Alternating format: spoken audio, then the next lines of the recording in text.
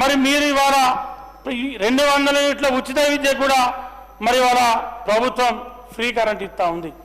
మరి వీటితో పాటు మరి పౌర సరఫరా సంబంధించి మరి ఏదైతే ఆనాడు గత 10 ఏళ్ళు మీరు రేషన్ కార్డు ఇవ్వకుండా ఏ ఊళ్ళో కూడా ఏ గ్రామంలో కూడా రేషన్ కార్డు ఇవ్వకుండా పేదలకు మరి 10 ఏళ్ల కింద అల్లా అబద్ధాల ఆడుట్లా మీ పార్టీ పుట్టకే అబద్ధాలనే పుట్టింది. అబద్ధాల ఆడుట్లా మిమ్మల్ని మించినోడు ఈ దేశంలో కానీ రాష్ట్రంలో ఎవరు లేరు. ఇక్కడ అబద్ధాల ఆటలు ఎవరు లేరు.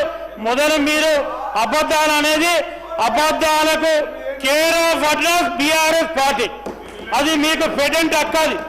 అది మీకు వచ్చినంత ఇంకెవరికి రాదు ఈ రాష్ట్రంలో.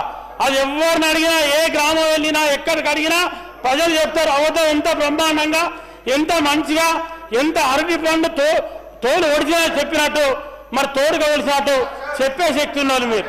అదేవిధంగా అధ్యక్ష నేను మాట్లాడినాక ఇవ్వండి, అభ్యంతరం లేదు.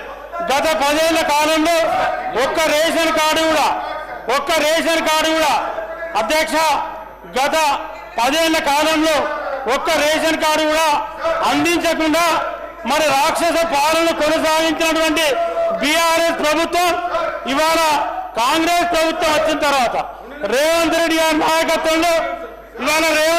నాయకత్వంలో మరి మా ఉత్తమ్ కుమార్ రెడ్డి గారి ఆధ్వర్యంలో ఇవాళ గ్రామాన ప్రతి గ్రామంలో ఇవాళ ప్రజాపాలన కార్యక్రమం పెట్టి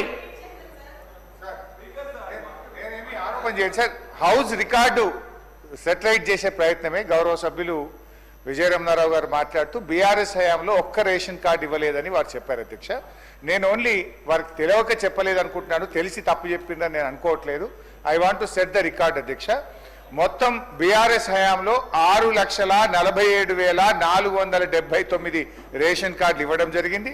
ఈ రేషన్ కార్డుల కింద 20,69,033 మంది కొత్త సభ్యులను చేర్చడం జరిగింది. అధ్యక్ష ఒక్కటి కూడా ఇవ్వలేదని వారు మాట్లాడడం కరెక్ట్ కాదు. ఇంకా చెప్పమంటే ఇయర్ వైజ్ కూడా నాకు డీటెయిల్స్ ఉన్నాయి, నేను అందులోకి పోవట్లేదు. అధ్యక్ష ఒక్క పాయింట్, ఇందాక గౌరవ ఎమ్మెల్యే గారు మాట్లాడుతూ మహబూబ్ నగర్ జిల్లాలో బీఆర్ఎస్ ప్రభుత్వం ₹1 ఖర్చు పెట్టలేదు, పట్టించుకోలేదు అన్నారు. అధ్యక్ష ఇది పూర్తిగా సత్యదూరమైంది. మహబూబ్ నగర్ జిల్లాలో నేను నీటిపారుదల శాఖ మంత్రిగా ప్రాజెక్టుల దగ్గరకు వెళ్ళి ప్రాజెక్టుల దగ్గర నిద్ర చేసి 4,000 కోట్ల రూపాయలు కల్వకుర్తి, నెట్టంపాడు, భీమా, కోయిల్ సాగర్ల మీద ఖర్చు పెట్టి 10 లక్షల ఎకరాల కొత్త ఆయకట్టును పాలమూరు జిల్లాలో బీఆర్ఎస్ హయాంలో తేవడం జరిగింది. 3వ పాయింట్ వారు చెప్పింది సుందిల్లా అన్నారం కూడా ఉంచాలనా కూల్చాలనా వాళ్ళు ఎన్డీఎస్ఏ వాళ్ళు చెప్పాలన్నారు. నిన్నగాక మొన్న అసెంబ్లీలో